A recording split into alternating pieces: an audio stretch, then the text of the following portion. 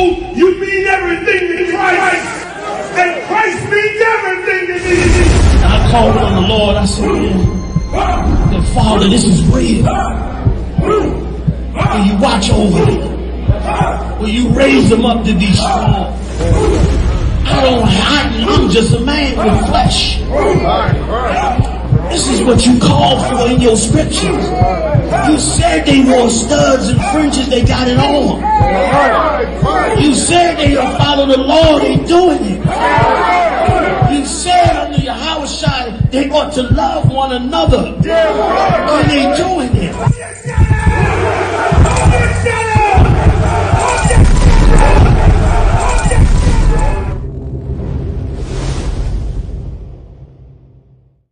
Hey, Shalom Israel. It's Nashville, Tennessee. We hosting the Blackout Cookout under Commander General YAHANNA, man. The I.S.U.P.K is inviting Blacks, Hispanics, and Native Indians. July the 2nd through the 5th. You gotta be here. If you're not here, you're not trying to black this city out, because we are. Shalom.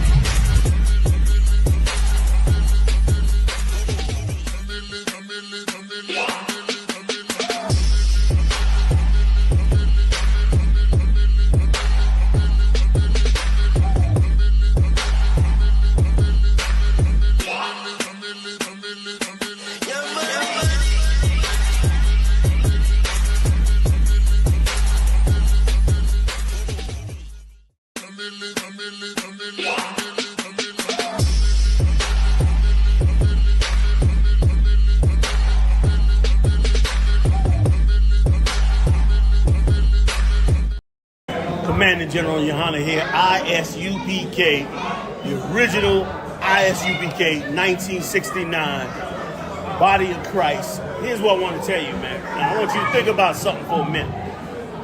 You've been studying the scriptures. You've been watching us on tape. You've been watching all kinds of camps on tape. And as you've been watching and studying, you realize that it's coming to the point where you got to put this into action, that you need to step out there on the street and handle that work. Now, here's what happens to a ton of brothers. A ton of brothers go out there without coming through the school and learning what they need to learn. And what happens is they run out there and then they run into problems that they don't know about. And they try to get them problems answered online and calling brothers and all that, and it creates a bunch of confusion. And in many cases, it eventually chokes the truth. It look like it ain't gonna choke it now because you feeling strong, your energy's up. Listen to me, man. Listen to me. You understand? I've been doing this 40 plus years. Okay? Ask anybody my name. It's going to all be bad, which it's supposed to be. All right? Christ said when they speak all manner of evil against you, that's when you know you're doing this work. Do yourself a favor. Come to the I.S.U.P.K first. Learn from the original school first.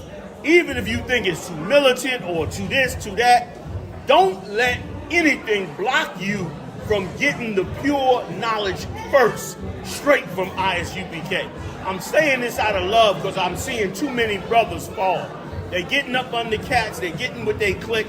Bring your clique here and let your clique handle I.S.U.P.K. Because here's the deal. If your clique ain't strong enough to handle I.S.U.P.K, why would you go out on the street and get swallowed up out there? And if you feel like I.S.U.P.K ain't got it all down, then you should be man enough, you and your crew, to come to us and lay down and break bread and talk about these scriptures. Ain't no harm gonna come to you. Ain't no harm come to a man that disagree with the truth. You ain't trying to harm us, we damn sure ain't trying to harm our own. So come to the I.S.U.P.K, sit down in our classes, learn from us, and then you can make your serious decision on what it is that you're supposed to be. And I guarantee you, you're going to realize that it was much more than what you saw on that video, man. Much love to all you warriors learning, growing, and getting ready to bust out into this work. I'll see you soon. Shalom, family.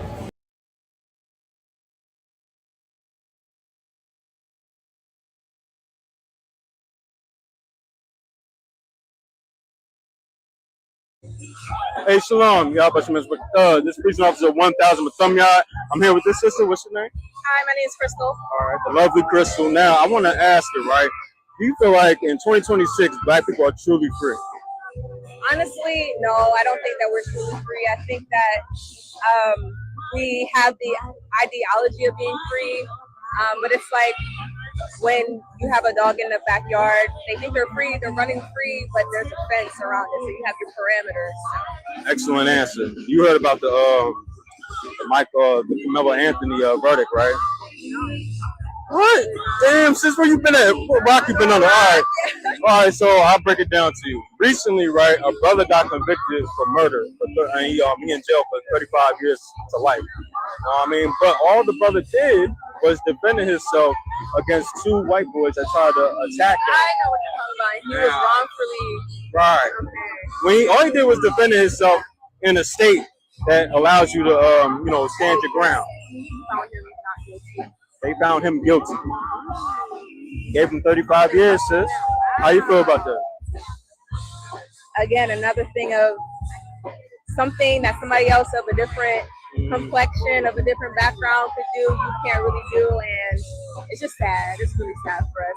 But I hope one day that we are, and we will be truly free. But I know that we might not see that anytime soon in our lifetime, unfortunately.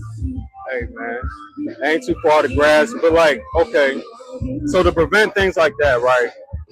What do you think we should do? You think we should separate to prevent things like that from white society? That really, I think that would be the best way, honestly. Honestly, we need our own cities, we need our own communities, we need our own schools, our own churches, our own banks, our own everything. My opinion, that's my opinion. You know what? All right, cool. Hey, Shalom. YAHANNA. This is Police Officer 1000 Mathumyad. I'm here with this sister. What's your name? Hi, my name is Crystal. All right, the lovely Crystal. Now, I want to ask you, right? Do you feel like in 2026, black people are truly free? Honestly, no. The Juneteenth in Jefferson. This is a flyer for Juneteenth, y'all. The Juneteenth in Jefferson, Texas. June 19th, a twerk contest. Stop it. Get some help. Cash prizes, 500, 300, 200. So we're prostituting on Juneteenth. Whose daughters are these? Who raised you? So let me guess, you're twerking for the ancestors. So when the slaves got free, they started twerking. Tubman got free. She started throwing it in a circle.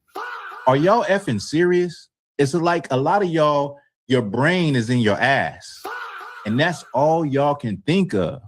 This is how you honor your ancestors on a day when they found out that they were free from slavery. You're going to shake your funky behind, your half-naked funky ass. This is a flyer for Juneteenth, y'all. The Juneteenth in Jefferson, Texas. June 19th, a twerk contest. Stop it.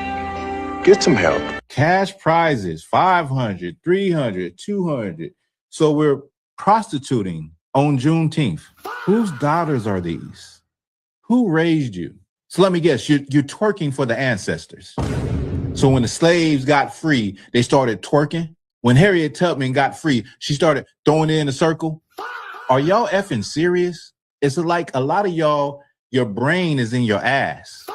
And that's all y'all can think of. This is how you honor your ancestors on a day when they found out that they were free from slavery.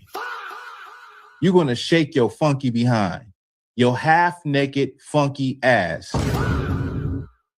This is a flyer for... Deliver the scroll faster, faster, faster. Deliver the scroll. Deliver the scroll faster, faster, faster. Deliver the scroll. Deliver the scroll faster, faster, faster, faster. Deliver the scroll faster, faster, faster, faster, faster, faster. Deliver the scroll. Deliver the scroll faster, faster.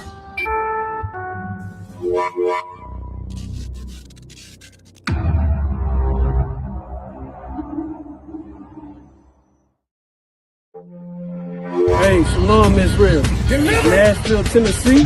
We hosting the Blackout Cookout under Commander General YAHANNA, man. The I.S.U.P.K is inviting Blacks, Hispanics, and Native Indians.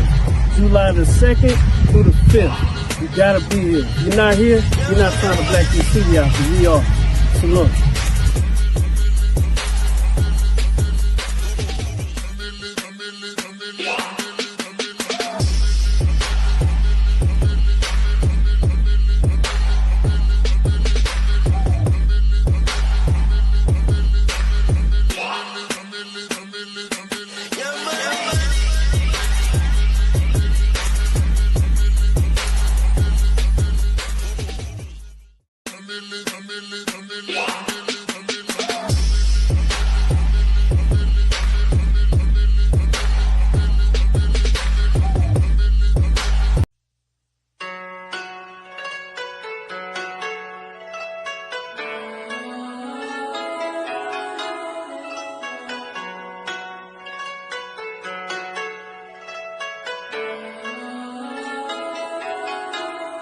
Yeah, Babylon is falling to rise no more. Babylon is falling to rise no more. Falling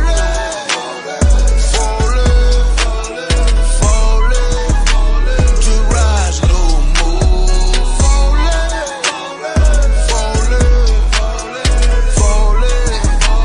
To rise no more. I'm taking a look in the streets. It's real every day what I see. We constantly searching for peace. My people just wanna be free. We tired of the cell blocks and the bullshit. That lying nigga in the pulpit. Same shit, but a different day. I speak truth, they ain't come to play. You in the way, better move, nigga. That follow no way gon' be cruel, nigga. Say you're gonna get that tool, nigga. Matter of fact, get you by.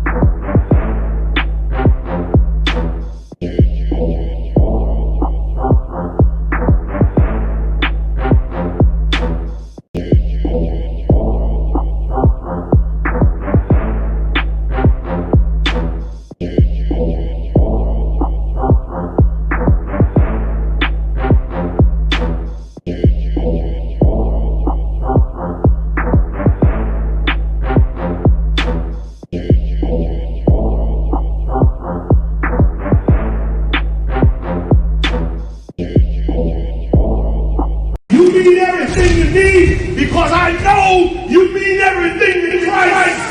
And Christ means everything to me. And I called on the Lord. I said, that Father, this is real. Will you watch over them? Will you raise them up to be strong? I'm just a man with flesh. This is what you called for in your scriptures. You said they wore studs and fringes, they got it on. You said they will follow the Lord, they doing it.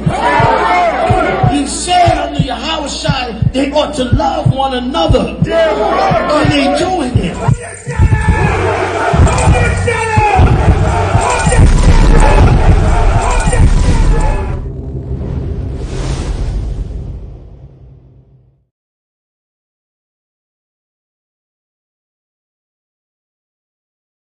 Commanding General YAHANNA here, I.S.U.P.K, the original I.S.U.P.K, 1969, body of Christ. Here's what I want to tell you, man. Now, I want you to think about something for a minute. You've been studying the scriptures. You've been watching us on tape. You've been watching all kinds of camps on tape. And as you've been watching and studying, you realize that it's coming to the point where you got to put this into action. That you need to step out there on the street and handle that work. Now, here's what happens to a ton of brothers. A ton of brothers go out there without coming through the school and learning what they need to learn. And what happens is they run out there and then they run into problems that they don't know about. And they try to get them problems answered online and calling brothers and all that, and it creates a bunch of confusion. And in many cases, it eventually chokes the truth. It look like it ain't gonna choke it now because you feeling strong, your energy's up. Listen to me, man. Listen to me. You understand? I've been doing this 40 plus years. Okay? Ask anybody my name. It's gonna all be bad, which it's supposed to be. All right? Christ said when they speak all manner of evil against you, that's when you know you're doing this work. Do yourself a favor. Come to the I.S.U.P.K first. Learn from the original school first. Even if you think it's too militant or too this, too that, don't let anything block you from getting the pure knowledge first, straight from I.S.U.P.K. I'm saying this out of love because I'm seeing too many brothers fall. They're getting up under cats, they're getting with their clique. Bring your clique here and let your clique handle I.S.U.P.K. Because here's the deal. If your clique ain't strong enough to handle I.S.U.P.K, why would you go out on the street and get swallowed up out there? And if you feel like I.S.U.P.K ain't got it all down, then you should be man enough, you and your crew, to come to us and lay down and break bread and talk about these scriptures. Ain't no harm gonna come to you. Ain't no harm come to a man that disagree with the truth. You ain't trying to harm us, we damn sure ain't trying to harm our own. So come to the I.S.U.P.K, sit down in our classes, learn from us, and then you can make your serious decision on what it is that you're supposed to be. And I guarantee you, you're gonna realize that it was much more than what you saw on that video, man. Much love to all you warriors learning, growing, and getting ready to bust out into this work. I'll see you soon. Shalom, family.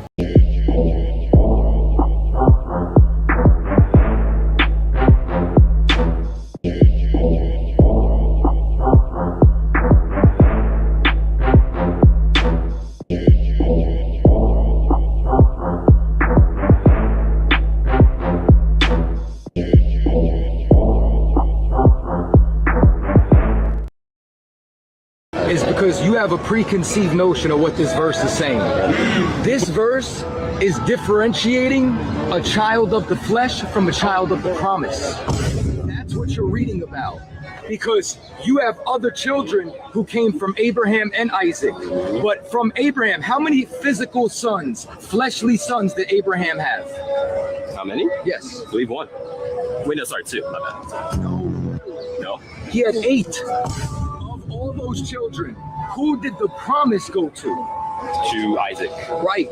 Because that was God's chosen lineage. This is not anywhere connected to your point. It does, and I'm going to explain why. Because if he receives the promise, the other children are children of the flesh who did not receive the promise. Okay, so they're saying the children of the flesh from Isaac and Israel, those are all going to be... No. I'm saying we didn't even get to Isaac yet. We got to Abraham. Okay. I'm saying that the children of the flesh that didn't receive the promise are rejected of God. It's establishing the criteria for who is Israel. Here's the first criteria, Abraham, but that's just not it. It goes from Abraham to Isaac. Then there's a deeper layer of criteria. Then it goes to Jacob. You need all 3. If you don't have all 3, you're just a child of the flesh, not a child of the promise. Is that what it says? That's exactly what it says. Okay, so let me just look here. These white guys right here, if God opened their heart to believe the word, like Lydia, that Gentile, definitely a white, light-skinned woman, God opened their hearts to believe the gospel, and they believe and call on the name of Jesus Christ, could they ever be saved? If they believe the gospel, they would believe that Christ didn't die for them. That Christ didn't die for the Gentiles? Right. Lord, you are a great heretic. For them. No. Yes. You just said that he died. I'm telling, me and you disagree on what the gospel is saying. The Bible says. No, the Bible says that Christ only preconceived notion of what this verse is saying. This verse is differentiating a child of the flesh from a child of the promise. That's what you're reading about. Because you have other children who came from Abraham and Isaac. But from Abraham, how many physical sons, fleshly sons did Abraham have? How many? Yes. I believe 1. Wait, no, sorry, 2. My bad. No. He had 8. Of all those children, who did the promise go to? To Isaac. Right. Because that was God's chosen lineage. This is not anywhere connected to your point. It does, and I'm going to explain why.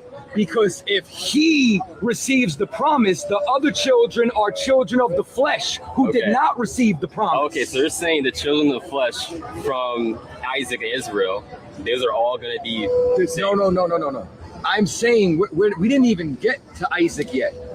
We got to Abraham. Okay. I'm saying that the children of the flesh that didn't receive the promise are rejected of God. It's establishing the criteria for who is Israel. Here's the first criteria, Abraham, but that's just not it. It goes from Abraham to Isaac. Then there's a deeper layer of criteria. Then it goes to Jacob. You need all 3. If you don't have all 3, you're just a child of the flesh, not a child of the promise. Is that what it says? That's exactly what it says. Okay, so let me just look here. These white guys right here, if God opened their heart to believe the word, like Lydia, that Gentile, definitely a white, light-skinned woman, God opened their heart to believe the gospel, and they believe and call on the name of Jesus Christ, could they ever be saved? If they believe the gospel, they would believe that Christ didn't die for them. That Christ didn't die for the Gentiles? Right. Lord, you are a great heretic. For them.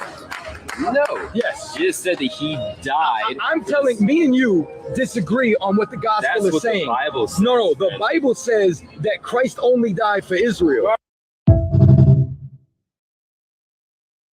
If I could just clarify, the reason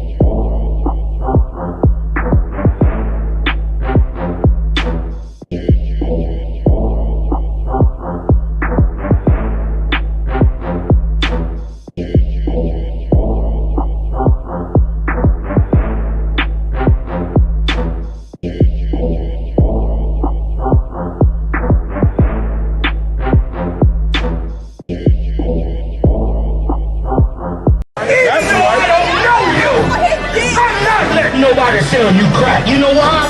Because I never saw you before. But you a black man like me. That's right. And it's worth something. This is Blackwatch with Commanding General YAHANNA, the only man to lead blacks, Latinos, and Native Americans. God made man on this earth. The white man he made man. God made man. God wants man bringing you real news. You don't need a black man in the White House. You need a black man in every black house. For many years, there's a lot of black people who didn't realize how deep the racism of white America was. You ain't gonna do nothing unless you decide where you gonna stand at with the Most High. This station is now the ultimate power in the universe. Righteous solutions to issues plaguing our nation. Boy, you better wake up and see the power that is within blacks, Latinos, and Native Indians. Join us every Monday from 9 to 11 p.m. Blackwatch. Let the show begin.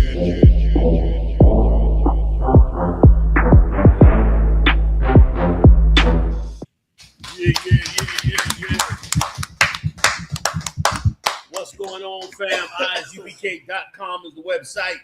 Got the heavy hitters in the building with me tonight. General Muhammad, give it up.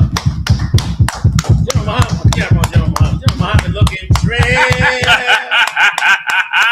That's like you done took his food and everything. Got that ball, Muhammad looking trim and lean. But my bench press is low, so it's a shameful thing. That's all I can say. His shave is like 300 and something. You know what I mean? He still hit 300-400. Oh, I'm sorry. So You know what I'm saying? Hey, wait, General Muhammad with us? General Salam. Yes, sir. In the building. Shalom, General. Y'all about to make sure I can thumb. That's my thought, sir. Salaki, General. Also, of course, Officer Marah, Officer Yadai, Officer Ayahaya, and Officer Thumyard hold us down in the building tonight. Officer Ayahaya be back soon. All right, we got a lot going on, you know what I'm saying? As y'all know, racism is at an all-time high. Can we go to the Nick game first? Might as well go right to the Nick game and then to the WWF. Like, which one is it? Is it the WWF? UFC. Yeah. Okay, so you know what I mean? The white man finally got a sport. Oh, he finally got a sports he can feel. He can get it in on. So the minute he get a sports where he's good at, it's going on the White House. Like boxing should have been went to the White House long. Like why boxing didn't get chosen? Because of course we winning in all the games, right? In all the matches. You know what I'm saying? So of course they ain't gonna bring that all the way in. You know what I'm saying? So hey, I hope all of you out there that's listening and those of you joining us tonight, I hope you recognize now that the Israelite School of UPK, number one, is a very unique organization, that we are not affiliated with any other organization on the planet. And if you see somebody claiming to be an Israelite, it does not mean that they are one of us. Right. There are many fake and phonies out there. Christ said, there shall be many Christ. He said, not the believer. Truth came through I.S.U.P.K. Nobody else had it before us. We brought it out here before the world. And now everybody is joining in, and you got a bunch of liars and fakes trying to water down the ranks and tell you lies and bring nonsense to you. But this truth has always prevailed and always stepped up. I hope everybody out there who thought we was out of our mind when we were talking about the racism of America, and they was telling us that we was post-racial and that was in the past. I hope you recognize how it's a super explosion of racism coming out all over the world. Not just in the country, but all over the world. The brothers and sisters in the Caribbean are under the stress of the East Indians and the Chinese, and brothers and sisters in England and all around the world, especially right here in the United States, are catching absolute hell. These are the times. This is what we prophesied. This is what the Lord showed us. And for the life of me, I don't understand or respect your preacher for not knowing these things and preparing you for these things ahead of time. He was shameful in his works. But we got a lot to talk about tonight. Charleston White, what's the name? Carmelo Anthony, and what they did to him. So much more. Let's get into it, man. Where we going first today again? Comic-Con, sir. Comic concert recently. The other day, the New York Knicks won the NBA championship after 53 years, and New York went insane, sir. Yeah, New York is still on fire, I heard right now, which I already knew. You know what I'm saying? You give New Yorkers an opportunity to burn something down, they'll burn the whole city down because they just like burning shit down. So they up there burning up cars and school buses and tearing the thing apart. It's a hurt piece for those of us that have studied in this truth. And generals, y'all let me know. Yes, sir. It's a hurt piece for this, that all that energy is going towards the winning of a basketball game. The winning of a game that's really a child's game. You know what I mean? You take a little ball and you throw it in a hoop. That's like something your child would play. But because the value of brainwashing is so high in it, ball players are paid millions to be the absolute best at it. But in essence, it is a fight for nothing. It is a revolution for zero gain. Like that same brother, what's his name? Jalen Brunson. Jalen Brunson. And congratulations to the Knicks. He did a great job and so forth. But he still can get in his car today and drive down the street in New York and get his head bashed in. And he will have to scream to the top of his lungs that he is Jalen, the basketball player, for them to even respect him. And if he's driving a regular car, he got a of something this hard.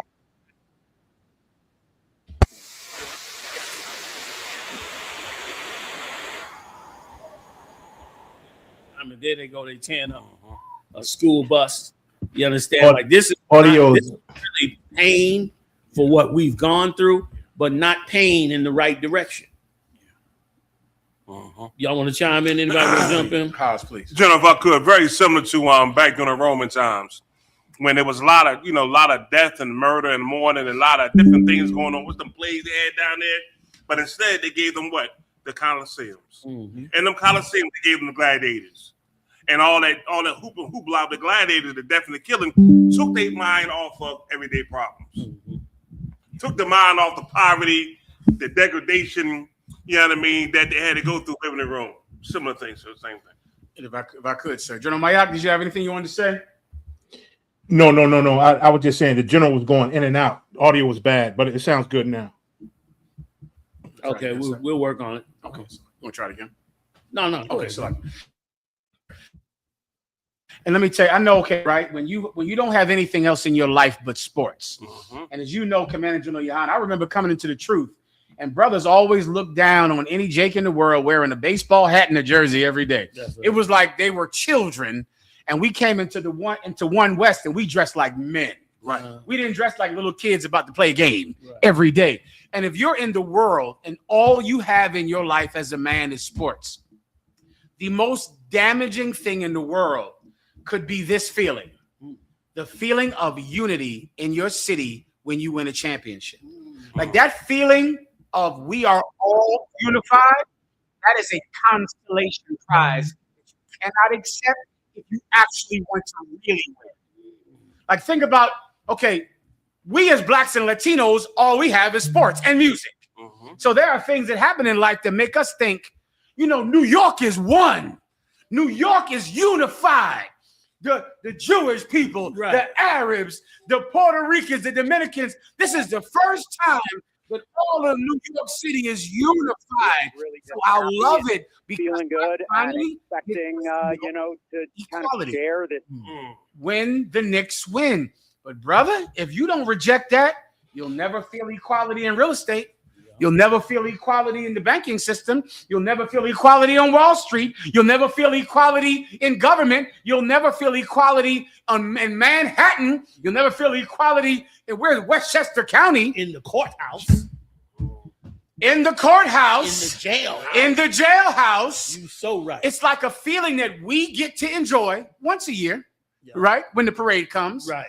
That white people get to feel like winners every day. But we take this consolation. Sir, like you always taught us about the Negro Leagues. I'm sure when Jackie Robinson became an MLB baseball player, I'm sure all of Harlem was like, yay, Jackie, run, Jackie, you do it. I'm sure every time Jackie Robinson hit a home run, it felt like we hit a home run. Yes, I wasn't around, but I'm black. I know the feeling. Sure. I know that feeling of, right, boy, we win, we win it. We here now. Right. We in it now. Oh, my God. Yeah, we won the Super Bowl. We won the play. Oh, I know that feeling, sir. God. That feeling is false. Yes, it is. That is not real. Yes, that is not a real feeling.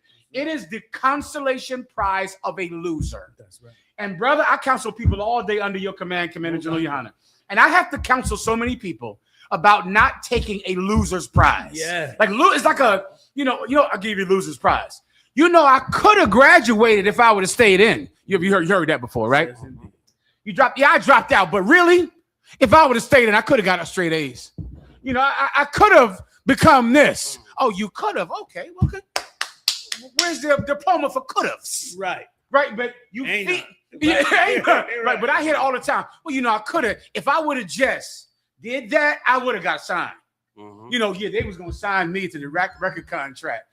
Mm-hmm. But I didn't because of the. Oh well, shit! Congratulations. There are feelings you could feel that will make you satisfied with being a loser. Yes. And feeling like New York is unified. Mm. Because the Knicks won is what a loser would feel. Right. You would never feel like you won unless you won. Yeah. If you were a winner. Yeah. That is just a winner's burden. You think winners are satisfied?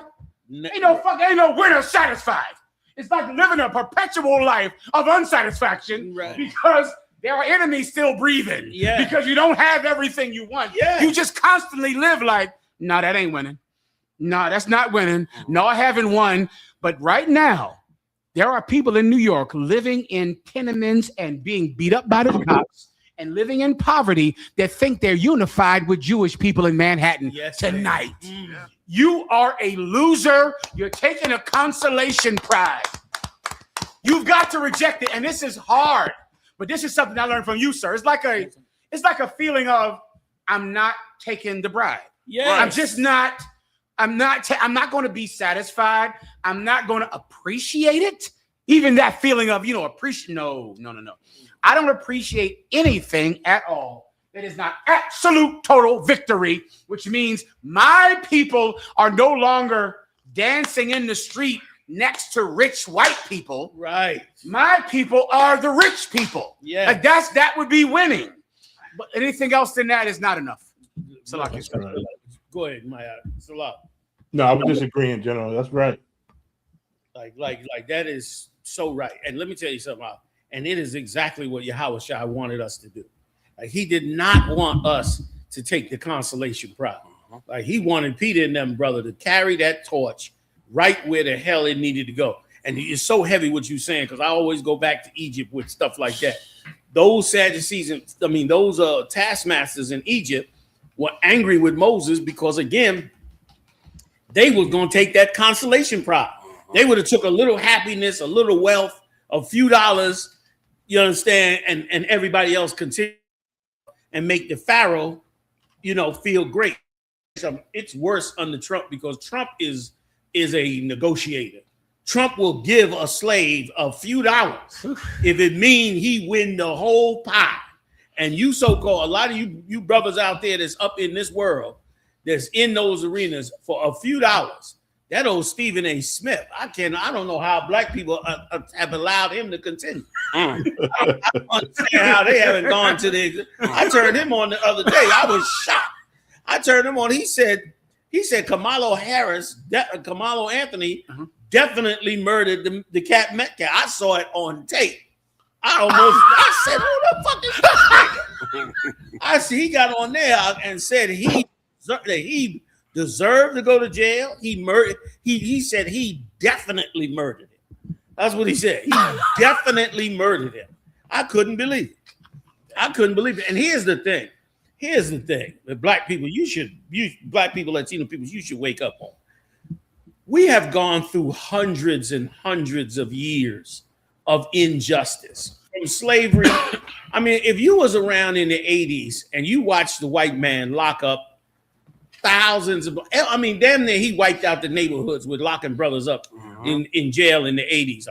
That whole thing that the Clintons did and mass, and I lived through that. I saw it happen. And brother, they was locking brothers up for anything and everything. And they starting it again. As Yediah got some of the stories about it right now. And brother, there's been so much injustice to us. I don't even look at trying to be just in no case. If it's black people on the left and white on the right, I'm on the left. I don't care if you shot a nigga in his face. You know what I mean? Like, because isn't that what they've been doing for so long? Like you just watched white people unify in a case that was obviously in two cases, because the one with the Chinaman as well. Obviously, they broke crime. They committed crime. But you watched white people unify and say he was innocent with a straight face, like nothing never happened, and then act like what the problem was for not accepting this jury verdict. When OJ got legitimately acquitted for double murder, you white people could not live it down. No.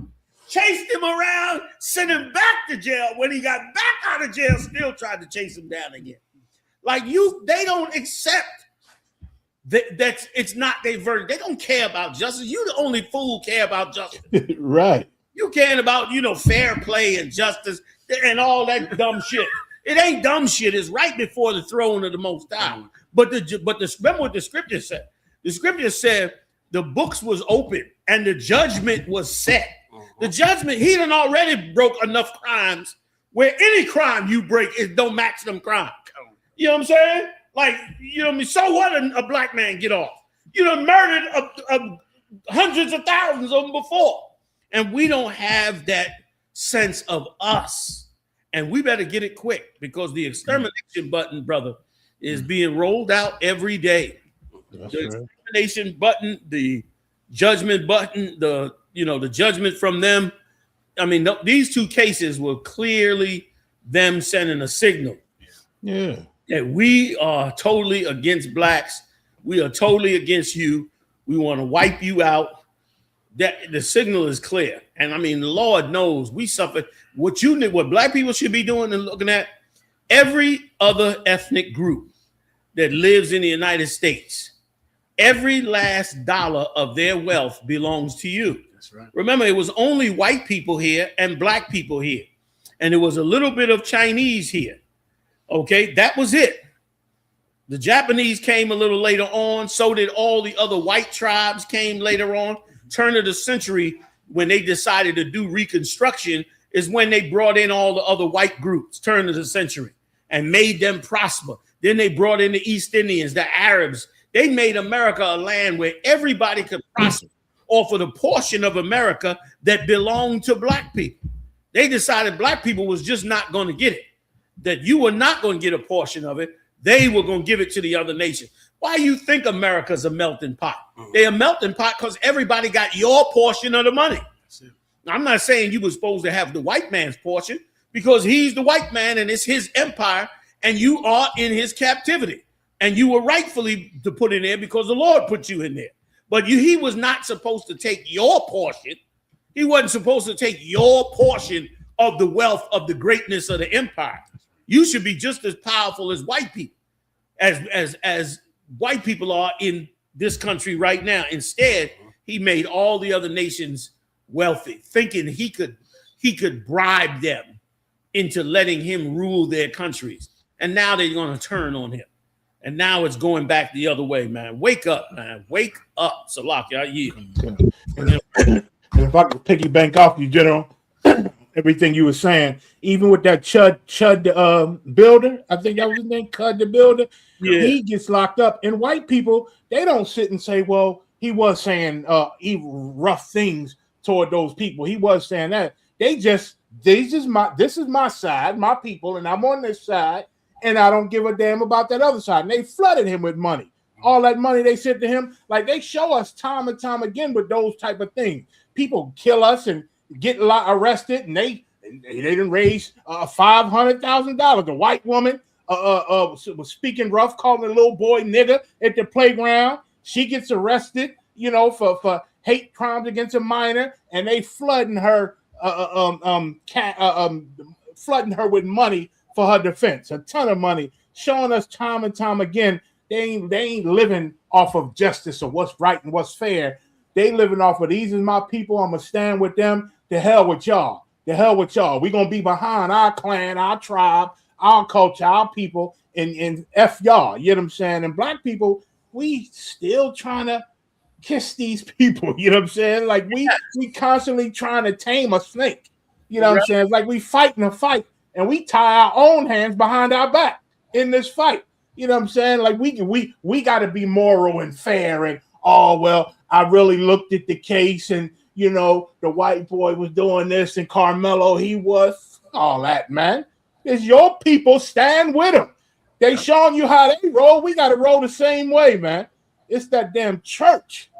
That church that tenderized the heart of black and brown people, and we still trying to please white Jesus, no matter what happens to us, man. It's crazy, sir. I yield. Listen, what you saying is so daggone right, General. Like you was gonna say something? No, I was gonna say what General Mayak said, the Christian church. Yeah, that's what it is. Like that is what Martin Luther King did, brother, and them preachers around him was a poison like that is unprecedented. You know what I mean? All them black players in that stadium, in that arena. And meanwhile, we go back and realize that the black Negro leagues had 50,000 in the 40s, 50,000 attendees to the Negro League games in the 40s. That's how bad them brothers was compared to white America. And instead, we just get wiped out. They get it all. And they never have to apologize. They never have to say, you know, the Asians got on and said, you black people, you got just outworked by Asians that could barely speak your language. Never realizing the government financed them. Never none of that. And here's the thing. You can't never figure it out unless you push up against it. That's it. You know what I'm saying? Mm-hmm. Like how you gonna ever know if a pipe can hold water if you don't turn the pressure up to find out?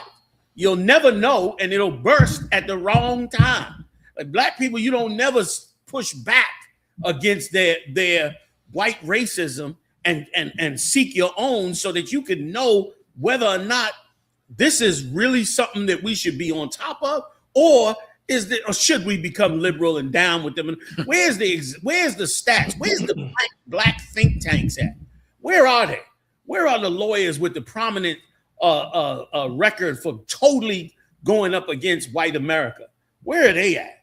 Where are all the brothers who believe in the things that should be good and right for black people and Latino people, Native Indian people? Where are they at to lead our families and lead our people and to lead our things? Where are the ones that are where's the organization that is the absolute advocates for black people coming out of these white schools and coming back into black schools? Where are the advocates for them at? Where are the advocates for anything that we want to do for us? It's always looked at as evil, wrong, and racist. They've been calling us racist since the 60s. I could never, ever be a racist. There's not a racist bone in my entire body. Right. But there is a sense of justice in my body. You understand? Not because somebody's white. I could care less. You know what I mean? Like, I don't even know very many white people. So I ain't even got room to be racist against them. But the actions that these people take, they warrant us to say, yo, we got to push back against this, man. So, yeah, and if I could just say one small thing, please, General. And their actions and their history and the things that they've done puts them in no moral position to even judge us. Yes. They have no moral position to decide our life or our future or our punishment because of their history and their crimes. I yield, sir. Listen, what you said, let me tell y'all, what you said is heavy. And not only is it heavy, if I could back you up, do you know that is exactly what the Romans did? The Romans, remember when they brought Christ to Pontius Pilate to have him judged, He said, if this is a matter of your law, go see to it. He tried to send them to the Sadducees. That was the whole point of the Sanhedrin and the Sadducees and Pharisees. They were the governing body over Israelite law inside Jerusalem and inside the nation of Israel. And even when the Romans took over, they didn't destroy their courts. They didn't destroy their laws. They just ruled over them until the time that they was ready to take over and start charging us taxes and destroy our country. But prior to that, they sent us to our own leaders to be judged over the situations that we were dealing with. And of course, them brothers became whores for the Romans, which is how Paul got in the truth in the first place, because they sent Paul out to go destroy the brothers and sisters in the truth. And he went and did it, being loyal to them, not realizing that these evil men are sending him to destroy the rest of us. But once again, the Lord came in, woke him up, and he turned against all of those leaders and became mighty against what they was pushing. Once again, if we look at us and watch over us, I might be going a little fast, but you can go back and check out what I said in this tape, and you'll see that it is true. That if we watched over us and looked after us, then even if we came up corrupt in certain times like we did in times past, the Lord would always step in and fix that corruption and get us right back on track to take care of ourselves. But instead, we give our soul over to the heathens, man.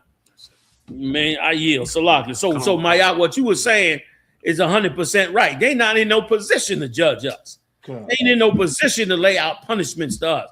And act so bold with it. Act so confident, like love to put out, like, get them, like put a sentence on us as though they the goodly people. Yeah. Like, you know what I'm saying? Like, want to send us up to jail like these are the goodly people. Right. These are the most corrupt, evil. They said Donald Trump stealing so much money up there in the White House. They said he robbing everything that ain't nailed down. The whole government for sale. It's a fire sale. You can buy anything you want according to what the different proponents say. And meanwhile, but acting like we are the most immoral, these black people and these crimes they're committing, and there's this and this, that. And meanwhile, but listen, white people are waking up now, and they realize now, like they done got so greedy and so corrupt that even white people had to now like become radical. Oh, yeah, man. Oh, yeah. And wake up. And brother, you don't want white people angry with you. You see what they can do. You know what I'm saying? So I yield. So lock. Even the judge in that case, General, they interviewed even the judge in that Camelo's case. Yeah. That said, well, no, it was a fair trial. I don't regret anything. The jurors, they were given an option. They could have came with a verdict of murder or even manslaughter. I gave them that option. They decided that it was murder. They decided he should get 35 years. They could have gave him 6 years. They could have gave him this. So I have no regrets on how everything went. Like he's so righteous and was so fair and let the people decide in all fairness. It was corrupt from the beginning to the end. And if I could give a little history on that town, that was an all-white racist town back in the day. And what happened is they opened up a similar town right near it. And that new town that was building up was all black. And that town blew up so fast that it kind of forced their town into integration. As black people became wealthy and got gain, they moved into those areas, which was a mistake, but they did so nonetheless. And because of that, white people became infuriated that they no longer had their all-white town. They felt invaded, which once again, that's our problem. Real estate in the ghetto is cheap as hell. The reason we ain't buying it is because of all the degradation they've done to us, and we've had nobody to lead us out of it. Let me tell you something, Mark. Some of the ghettos in this country are some of the best places to live on earth. I know real estate, and I ride through them zones out, and they have real estate out from the 1900s in some of these ghettos out that are absolutely amazing pieces of real estate. And the only time you ever hear about the wealth of those areas is when white people come in. You look at Brooklyn. Brooklyn, you could buy a brownstone in the 80s in Brooklyn for $75,000.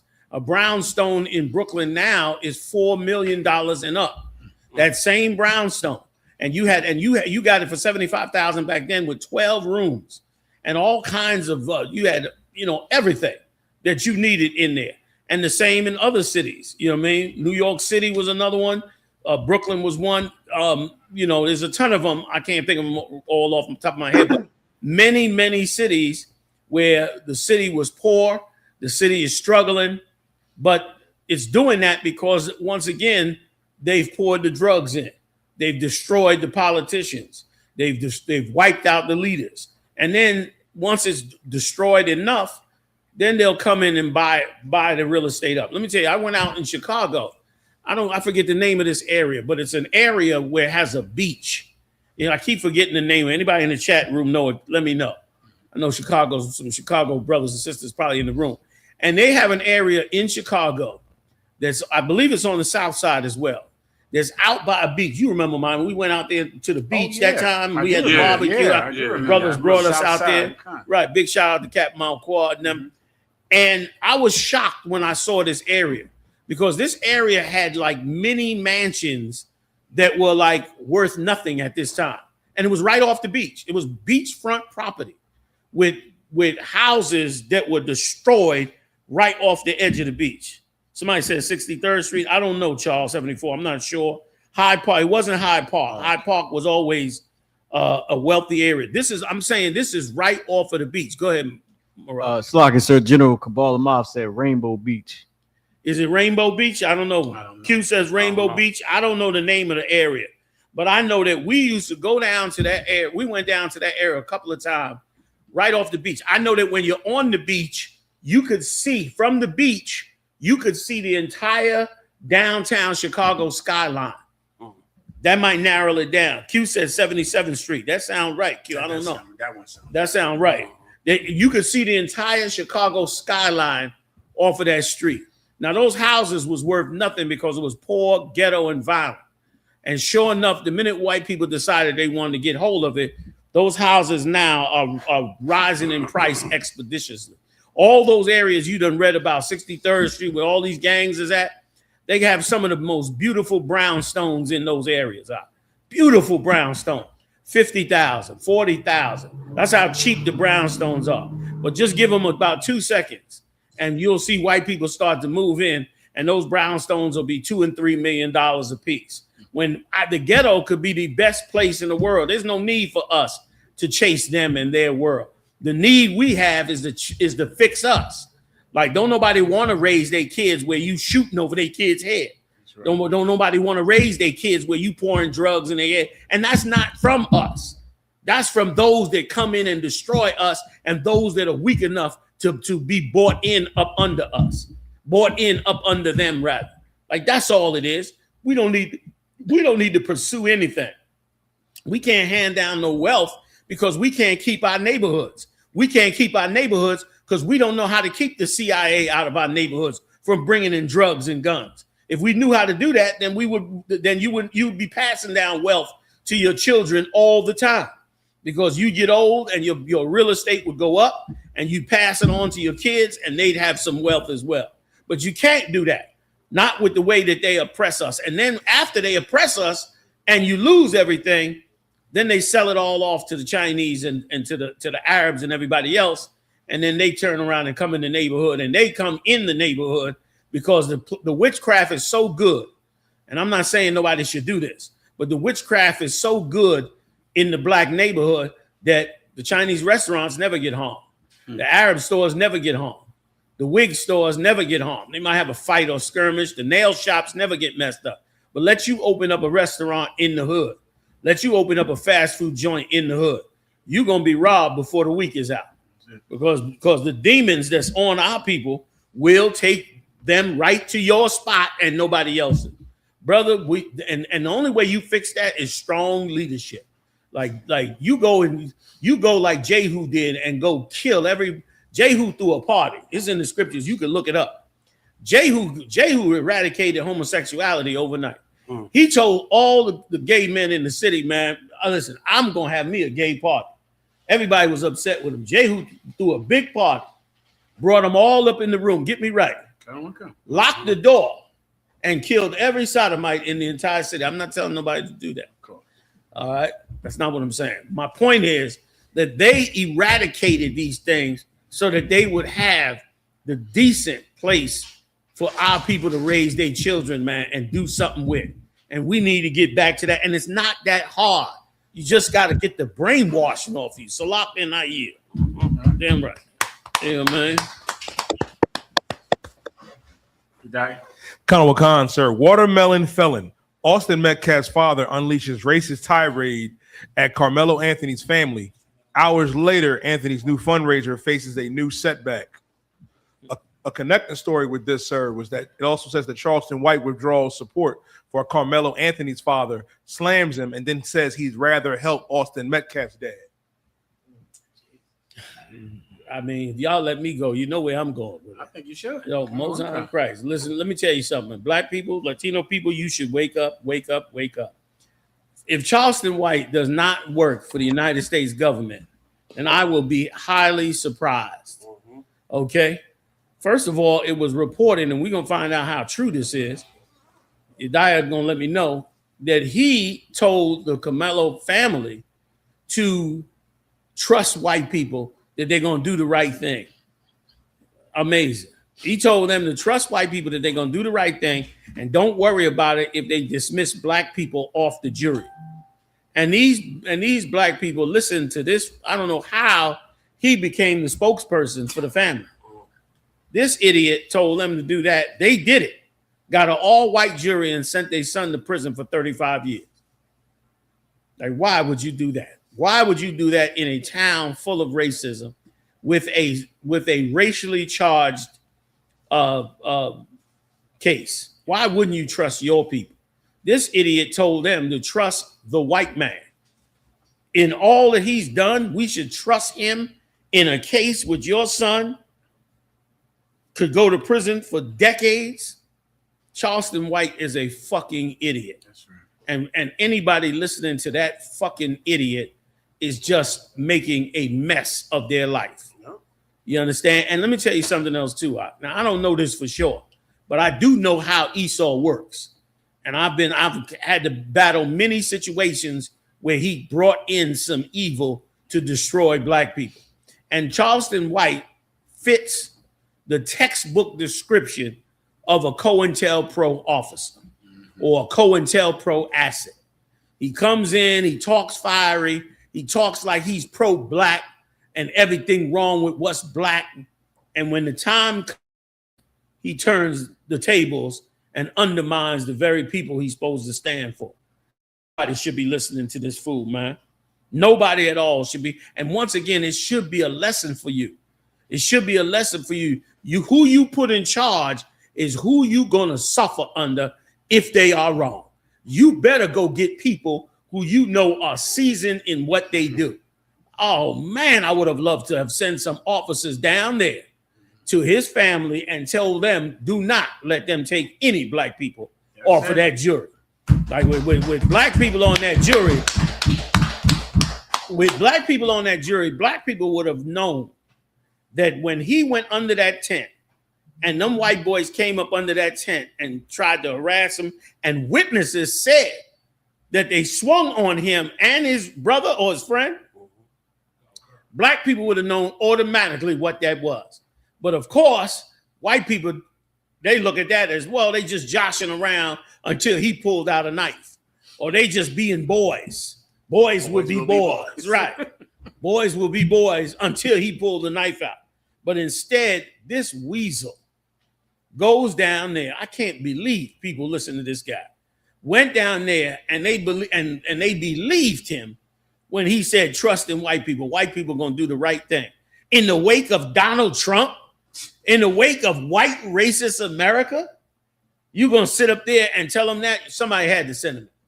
So as far as I'm concerned, he gonna have to prove to me that somebody didn't send him in there, to do what he do. And then Charleston White is withdrawing his support. Like he got millions of black people following him and supporting him. So where his support goes, black people go. This is one guy. Who gives a fuck if he withdraws his support? Fuck him. You understand? Like, you gonna turn around and tell black people to trust a white jury, and that boy got 35 years. Now listen, shouldn't anybody be ever listening to this fool ever again for anything about anything? And then the white boy's father turned around and made a racist video. Yeah. Can I back you up one point if you don't mind, Please, sir? please. Because for sure, in my work under you, I trust logic and practicality. It is stupid. It was absolutely stupid of Charleston White to think that an all-white jury would be fair to a black person in that town. But it's too conveniently stupid. You understand? It's too conveniently stupid. And that means it must have been on purpose. Because, of course, at the end of the court case, now he's against the Carmelo Anthony family and making T-shirts that calls Carmelo Anthony a watermelon felon. What if he was against Carmelo Anthony the whole time? And that's the reason that he told Carmelo Anthony's family to trust a white jury. On the jury, white people are going to do the right thing. Then at the end of the trial, when Carmelo Anthony was obvious, come to find out he switches. He hates Carmelo Anthony, and he's on the side of the so-called victim's father, calling Carmelo Anthony a watermelon felon. Maybe logic would say he was always against Carmelo Anthony. He was always against him, and he gave the family advice to get him convicted. Let me tell you what, that is too conveniently done. There is not a black or Latino in the world that did not know that that poor brother was getting convicted the minute they found out that jury was all white. Yediah said it in here. Yediah said right here and said, Salaki, he's gone. I remember. Said, Salaki, sir, he's going to jail. Guess what? Everybody thought it. That's right. Who the hell didn't know it? Charleston White knew it. Charleston White is from the South, ain't he? Yes, he is. I would assume he know better than me. Okay? He had to know that he was going to jail.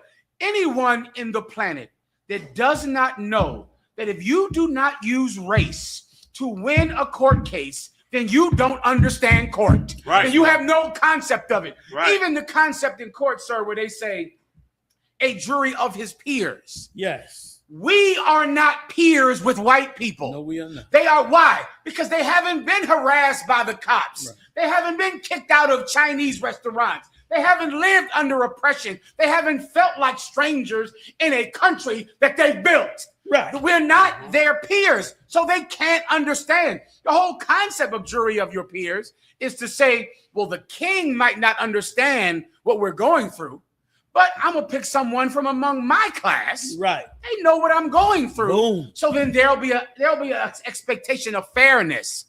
We are not peers with white people because they don't go through what we go through. They don't experience America like we experience. So then the minute it's an all-white jury, the all-white jury gives the benefit of the doubt to white people. Boom. When a black person would give you the benefit of the doubt, or a Latino, because you are their peers. Any good lawyer would have stood up and put their hair on fire to get a black person on that jury. Yes. Any lawyer, which is what happened with OJ. Yes. They were in that courtroom. Young brothers don't remember. We was watching them. Me and Jerome Mayotte watching it side by side. Yeah. That lawyer was fighting to get, just the good jury that he wants. You get my point? Right. No one ever says I want him because he's black. Right. But we all know why he's fighting to fill this jury up with black people. They even fight for venue. They fight to make sure the case is in LA, not in this other part of California where there's too many white people. Yeah.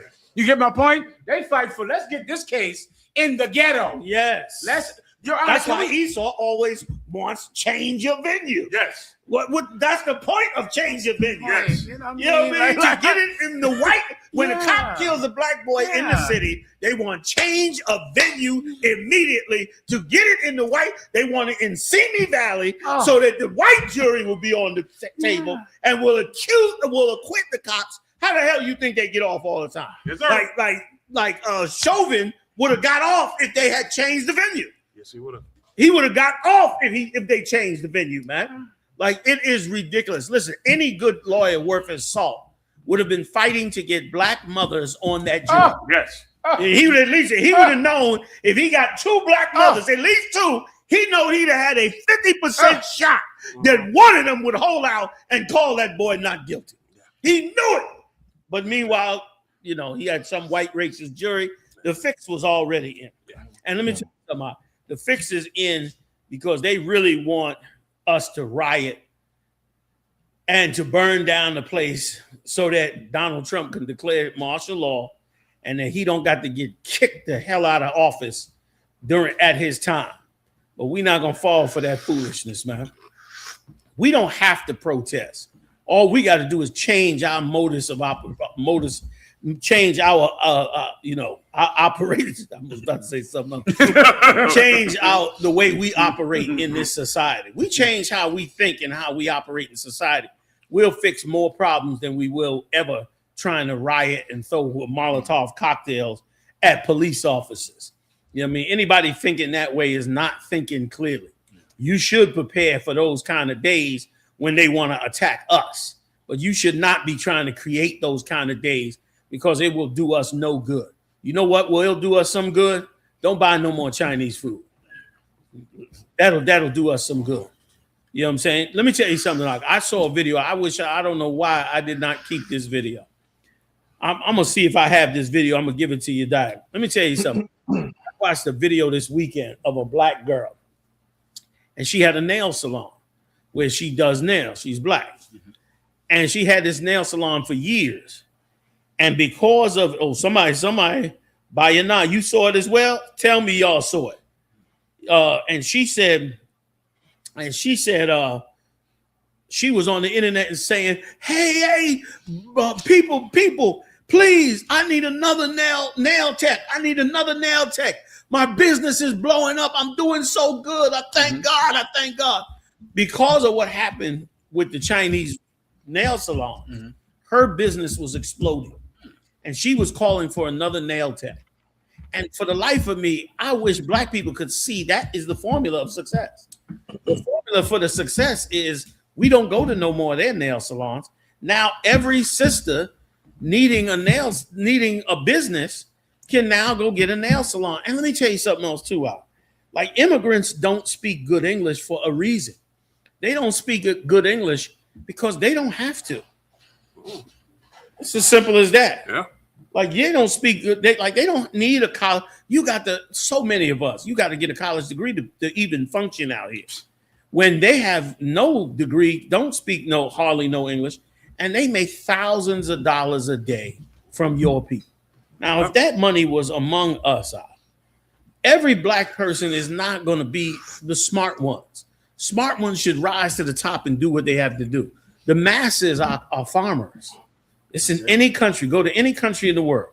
The masses of the people are farmers.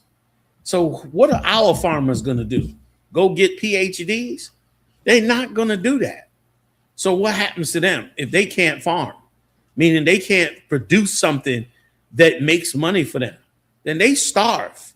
They turn to drugs. They'll find something else to sell. You understand? Like they would a farm. Now, that's what all selling drugs is. It's taking a product, refining it, and then repackaging it and selling it. That's simple work, simple what a farmer does. He gathers in the crop, chops it all up, weighs it, puts it in bins, sells it at the market. That's farmers. Like this man ain't leave no room for the simple poor people to live their life successfully the way they're supposed to, because they got to live their life with the other heathens in their neighborhoods selling everything to them. So she was so excited to see that her nail business had done so well. And I looked at that and I said, but for the life of me, why we don't see how that's the formula. She's crying for another tech. Like, I'm getting so much business. If I don't get another tech in here, I'm not going to be able to cover all the people. And the reason why is because the people are trying to not go to the Oriental spot. That's right. They're trying to bring the business to her. And brother, man, it would be an explosion of us in the right direction. And they know it's coming anyway. Yeah. It's just why they're preparing for it now. Salakia. Can I back you up, Please. sir, if you don't mind? Please. What Commander General YAHANNA is saying is that if we stop going to the Chinese nail salons, the Chinese nail salons would suffer and the Black and Latino nail salons would prosper. Yep. That is what real winning is, to take it back to the New York Knicks. That's right. If if the New York Knicks winning unifies all the races, if all the races can share and unify in the victory of the New York Knicks, then that is not winning. When you share victory, you have not won. That's right. You lose. Tell Jalen Brunson, you know what? Don't make the Knicks win. I want all the teams to win equally. Right. All the Bring teams. them all up on the You stage. know what? Instead of just one team winning, that's teamism. And that's wrong, sir, to be a teamist. That's right. Are you a teamist? Right. Right. So instead, you're a famous teamist, sir. Right. I've seen you on the internet. Right? We want all the teams to all win together. Brother, if all the NBA team win together, none of them has won. That's right. No one has won. One team must win. You cannot share victory with all the teams. If all the races are sharing in victory, no one has won. You know who knows that? White people. Yeah. And black. Because you on the bottom. Yeah. Right or wrong. I mean, you're just telling the truth. Saying It's like, so heavy, because this is some concept that, you know, everyone knows the nail salons, the businesses. I hear black people all the time say support black businesses. Right. Are you a businessist? Right.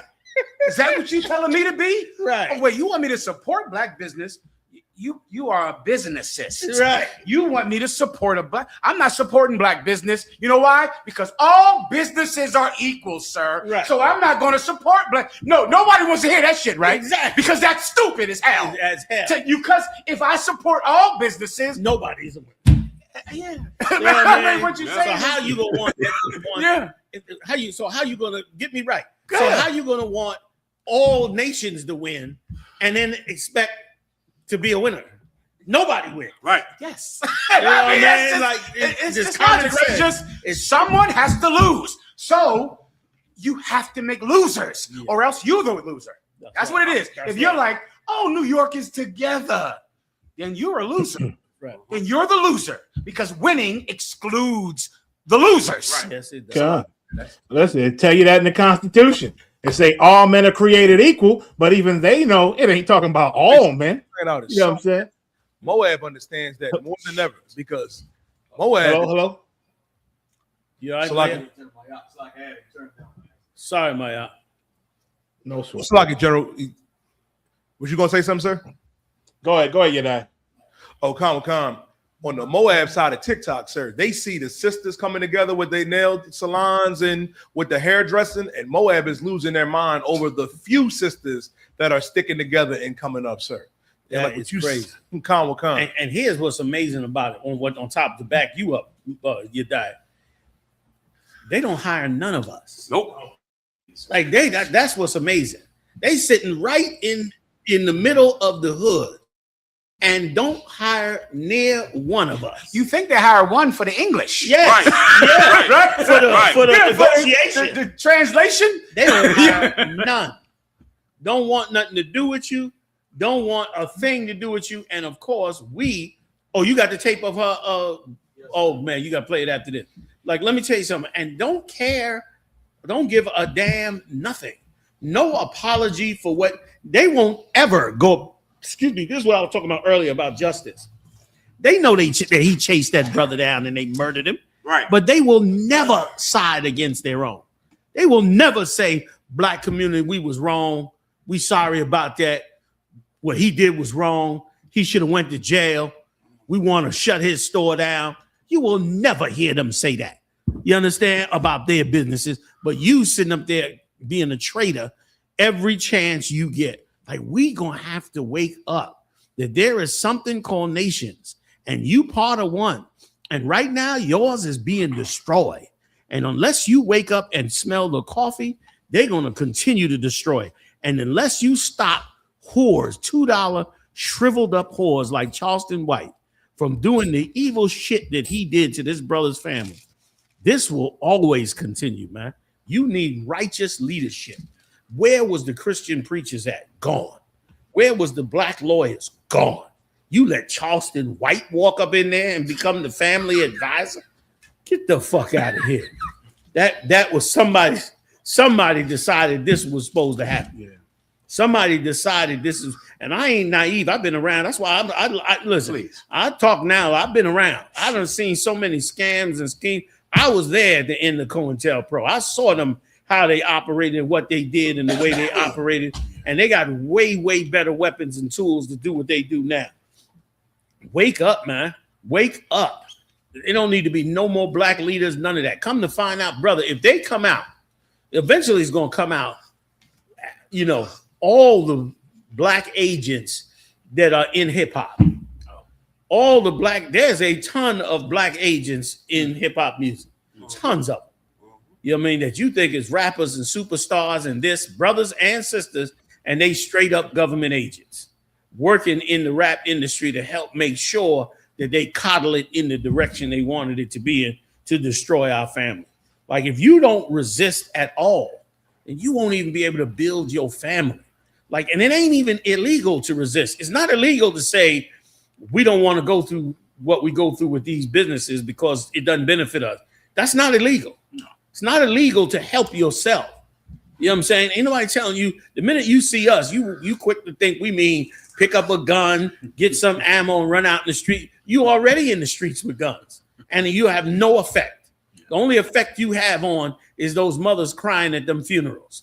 Other than that, you don't got no effect on no goddamn body with guns in the streets, with the super magazine clips, with all that old bullshit y'all be buying.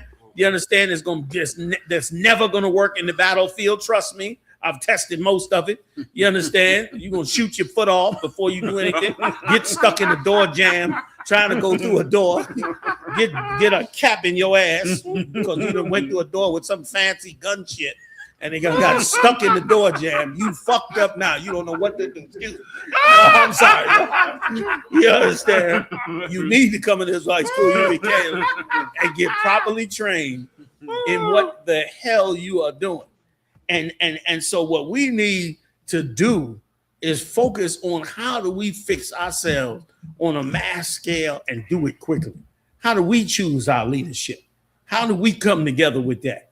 Listening to all these hustlers and charlatans and religions that come from other nations, man. Just so everybody know, being an Israelite has nothing to do with white people or no other nation on earth. It is a nation and culture that is completely separated. And I don't got no problem with it because everybody else got theirs. You know what I mean? I hear Salakia. Please, Mayak, I'm sorry. Go ahead. No. I think you passed, I yield. Salakia. Please, Moro. I yield. Go ahead, General. You was going? No. I yield, General. Okay, most time. Right. Salakia, sir. If I may, I just wanted to piggyback off what you were saying. That's exactly what I was thinking. Like with the Charleston White thing, I'm like, how do people go to people like him for justice when they know who champions justice? They don't like us because we champion just for black. Yes. But once you get in that situation, like, okay, I can understand before your child's in the situation. But once he's in it, you don't think to say, you know what, I want to call them. I want to talk to them. What do they the only ones been doing this, you know. I'm going to go to Charleston White, who, if I go on the internet, he's wrapped in the Confederate flag. Like that's pull that picture up. Yes, sir. He wrapped in a Confederate flag. Like, go ahead, finish, Moran. So if I may, like, that's what I'm trying to say. Like how you said that's the solution, to go to the black nail salon to do that. Yes. But it just like General said with bringing it back to the New York Knicks, like you can't share with everybody. I would have said, let me just talk to them first. Like, let me see what they got to say, seeing that this happened to me. Right. Like, you know, I can say, all right, I'm not a racist. I can say, you know, I don't get into that. But when something happens to my child, then I can say, well, let me go to the people that only stand for black people. That deal with this all the time. But what you saying is, give it up, y'all. That was a heavy point. And let me tell you why they do not. Let me tell you, let me tell you, what you said, Ak, is extremely heavy. And I'm gonna tell you why. Because what I'm about to say is the whole reason that they are able to do what they do to us.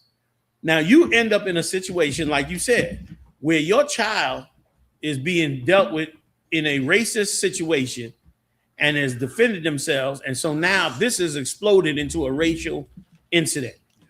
Here's what kills black people before the word go. We are so afraid of our slave master that we won't even go to the brothers who are experts at racism for fear of the slave master. Right. Like that beret on your head is more frightening to a black person than it is his need to get the right help so that his son don't end up in the penitentiary his whole life. And it is ridiculous. That's it's so sad. Like you're back against the wall. You would think, let me go to the guys that roll like this. That's what you do in any case. Your plumbing break, you don't go to an electrician. You call the plumbers. Right. Yo, we got water leaking in here, and the plumbers come in. You know what I mean? The power go out. You don't go to the plumbers. You go to the electrician. Electricians, yo, the power's out. What's up? And they roll in and do their job. But when it comes to the white man doing some evil racism to you, you can't now go to the people who are experts at the racism. You got to go to a person that's actually telling you to love the people that's killing you. You got to go to the opposite.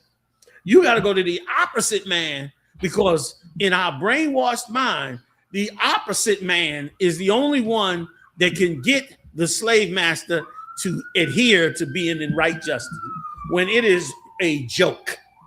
It is a joke of a frightened man, and it is sad. Go ahead, Murad Salaki. Sir, if I may, what's so crazy is not only did you go to that man to help get, the pity, the sympathy of white people, after he got mad at you for not getting him the pity of white people, he turns on you, which is ridiculous. But if they would have came to us, they would have had an all-black jury, because we would have made sure that the bias would have been on white people. We'd have been able to prove it. Yeah. We'd have been up on that lawyer like, look, man, you make sure every black person stays on that jury. That's right. Let me see them names. Jerome, okay. Right. Malik, he'll do. Yeah. Vasquez, Jose Vasquez, I'll take him. No challenge, Your Honor. No challenge. Good to go. Wagenstein? Yeah, we want challenge. I'm about to say it. Go ahead and say it. Challenge. You know what I'm saying? It's ridiculous. It's utterly ridiculous. Like, we in a bad way. You know what I mean? And which is, once again, is so biblical.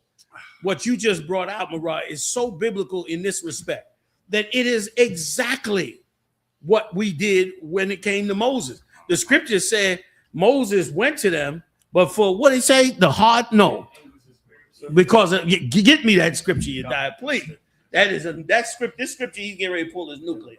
Like, it was like Moses did the same thing, and we could not, because the anguish of trying to come up and step up against the slave master in the smallest way, in the smallest, littlest pushback for the best survival of our people.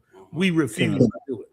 And it seemed like the witchcraft is so strong, General, that even though they know this was a racist verdict and everything was racist about it, and racism is stinking with racism, it's still a piece of them that's hoping some good white folks step up and help out with this. They still will rely on white people, and they'll never come to us, because we might piss off all the black people. All white people, if they see they standing with us and label them as racist, and they'll never get justice. It's still a piece of them hoping that the Jesus-hearted white folk step in and help us make this thing right. You know what I mean? That's how thick this witchcraft is of Christianity and white supremacy is. It's like, I yield. Listen, Maya, what you saying is heavy. It's damn near like we got to go find a sympathetic white person for any justice that we're going to get, because we cannot come against them. So we must convince one of them to love us enough to let it ride on. It's crazy. It's on the internet, sir. Before the verdict and after everyone knew that it was all white jury, all over my phone they were comparing this to Mississippi Burning, the movie. Damn. They kept talking about that movie. you need this white lawyer, which is the Mississippi Burning dream from the movie Yes. that black people have from this movie. That's what it was. This white, because you hire a white attorney and he's white, so he can talk to him. Yes. You know, he's one of them. And you get him to say, imagine if it was your daughter, then imagine if she was white. And the jury, it breaks their little hearts. And they do the right thing. You know, they put racism aside because now they look at this like, if it was a white child, I would do it. That is a movie. Yes. That is a movie. In real life, your lawyer is on the side of the district attorney. Yes. The one you pay.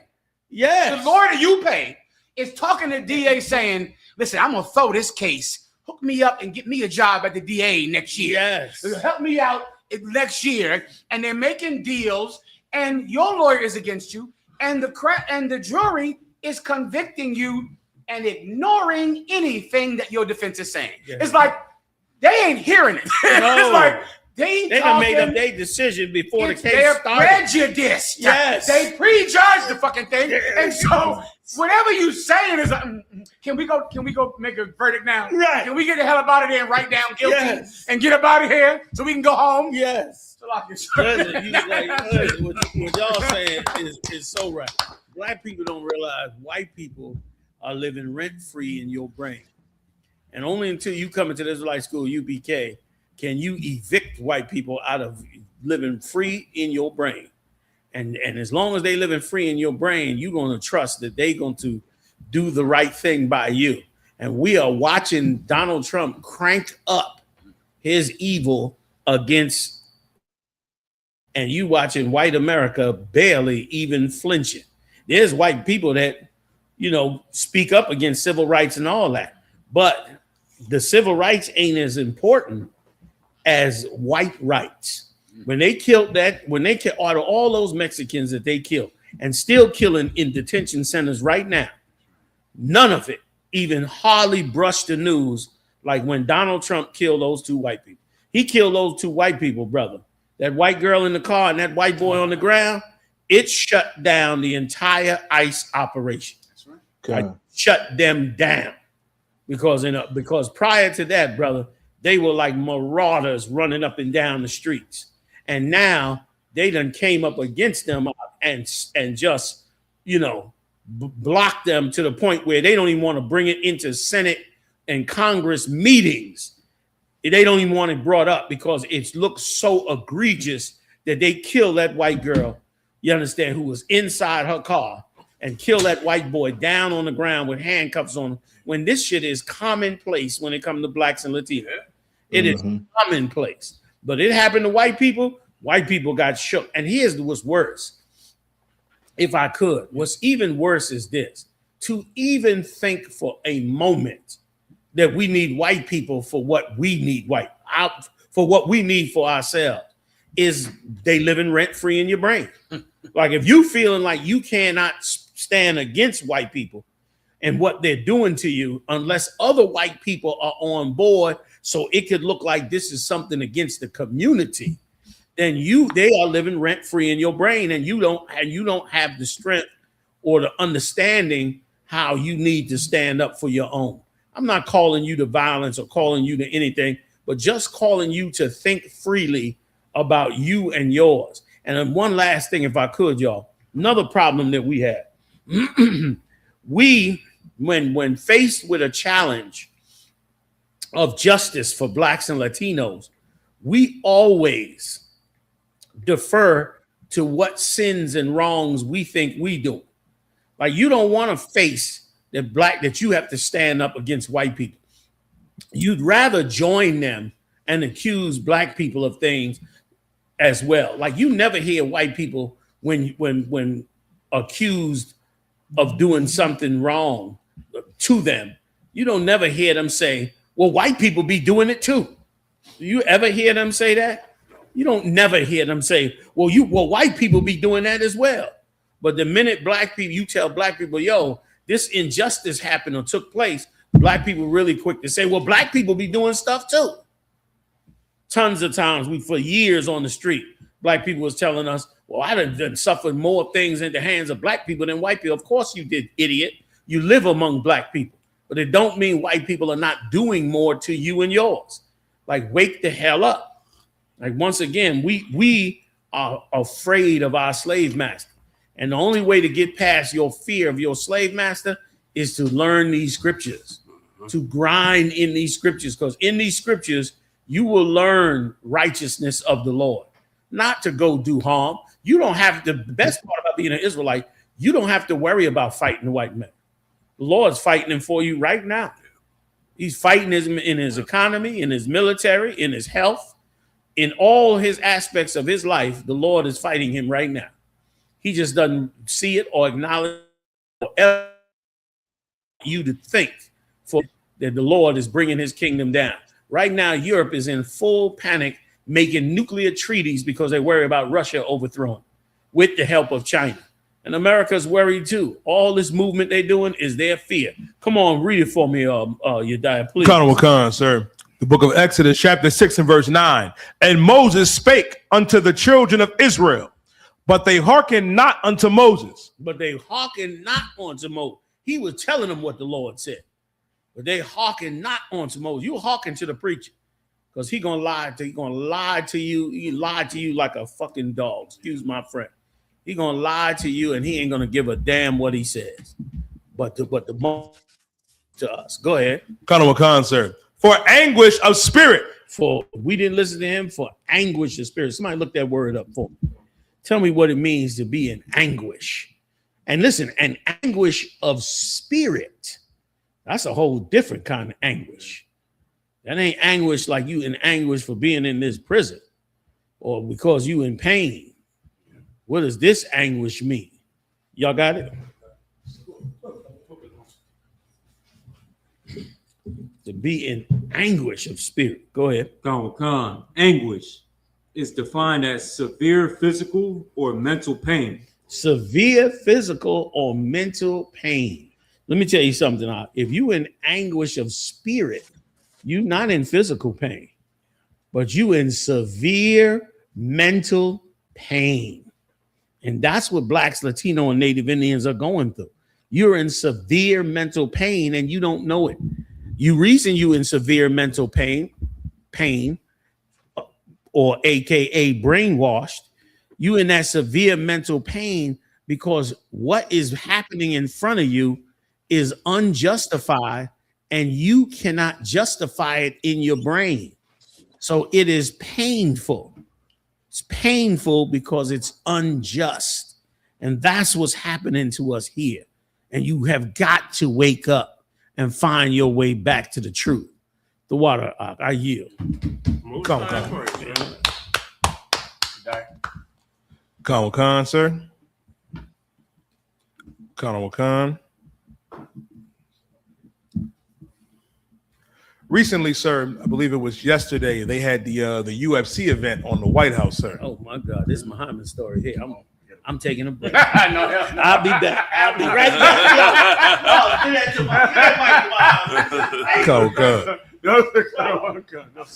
Khan. Says Dana White called a UFC fighter's Michelle Obama insult nonsense. The White House isn't commenting on it. The White House made no comment on it. This is how I'm not sure if you saw it. I didn't see it either. I found out about it today. I was watching that World Cup over there. I saw that World Cup. Okay. But I didn't see that Donald Trump had a wrestling match on the White House lawn yesterday. There was one of the UFC fighters. First of all, Donald Trump had a giant UFC match on the White House lawn because it was his birthday. Yesterday was Donald Trump's birthday. And listen, it's such an excellent story if you're in the UPK, because we're in the Israelite School of UPK House. We don't celebrate our birthdays. Right. We don't do that in here. Right. Donald Trump is an 80-year-old man who still wants you to throw a birthday party for him. You still have to celebrate this 80-year-old man's birthday. He ain't got many more left. Yeah. Why are you even thinking about your birthday? You need to be thinking about the great by and by. The upper room. 80 years old, Donald Trump should have his mind on the upper room, on the great by and by, on the hereafter, at the judgment seat. But instead, you got to sit and celebrate his birthday like a 5-year-old boy with ice cream cake. Marah. Like sir, your diet said he should be worried about looking up. Damn right. It's coming soon. You better look up and you better look up into the heavenly throne, Donald Trump. Where the great by and by is, where the great seat of judgment is. He said, you're celebrating your birthday. You're 80. When are you ever going to grow up? There are brothers in this school, 20 years old. They don't need a cake. They don't need a party. I'm sorry. They don't need a cake or a party. Donald Trump never grew up. Right. It is an indictment on the failure of white parenting. Whenever I see Donald Trump out, I can see those old aristocrats in Europe and in France and Germany who were terrible at raising those rich kids. Like rich kids with all those resources, Haas. Somehow they're terrible people. That's why they had nannies. That's why they had nannies. It's like the nanny is the only one that loves you, that cares about you and treats you with some kindness. Why are rich people so terrible at parenting? Now, here we go. 80 years old. He's still starved for attention at 80. He still needs constant stroking of his ego. Some mother never hugged that 80-year-old baby. Some mother never loved him. Well, anyway, here we go at the White House yesterday, Haas. Everybody had to come celebrate the big, fat-footed baby. Had to go over there and get his fat foot with the veins and the kidney disease and the high blood pressure, and his eyes should be on the sparrow. That's where his eyes should be. Looking up into the sky at the Lord, saying, Lord, will thou receive me into thy loving embrace? Because that is what's next. Not more birthdays, but instead his mind is always on, will you love me? Will you be my new mommy? Will you love me like my daddy didn't love me? So he had a big old UFC fight, right, on the White House lawn, right? And some UFC fighter had the nerve, House, I couldn't believe this, which says something about white arrogance. White arrogance is an amazing thing. White hypocrisy. Yeah. Some UFC fighter, of course, got up in the middle after he won a UFC fight at an event that's supposed to be about celebrating America. It's supposed to be nonpartisan, just about the wonderfulness of America. And he says Michelle Obama is a man. I'm not sure if we can play the video. Who Probably said not. it? The The UFC fighter. He said Michelle Obama is a man. Now, Michelle Obama is not a sister in the Israelite school of UPK. And as a rule, I only defend women who are one West. But I know that this devil called Michelle Obama a man because she's black and or Latino, because she's not a white woman. And everyone knows that that's why he picked Michelle Obama as opposed to the thousands of other first ladies that he could have said something about, namely Hillary Clinton, who was also one of Epstein's goddamn friends. But of course, he didn't mention anyone but the one black woman who was First Lady Yedaya. If I may say, what you're saying is so heavy. That'd be like if I fought yesterday and I win and I said, Trump, your wife is a whore. Yeah, Yedaya, you're a mind reader and the Lord is with you. The Lord allow you to see into the minds of man.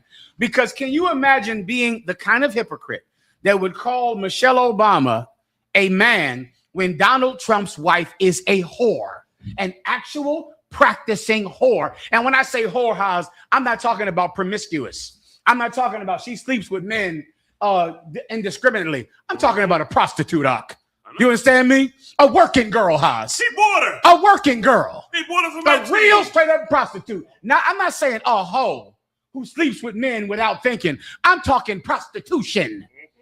What's the new word for it they use all the time? Trafficking. That bitch has been trafficked. She's been trafficked, Haas. She's the first lady. And anyone who is looking at Michelle Obama or any first lady in history, thinking that you have the nerve to talk about a first lady, Donald Trump's wife is a whore, a prostitute, a working girl. That is exactly what she is. Show me her breast on the internet.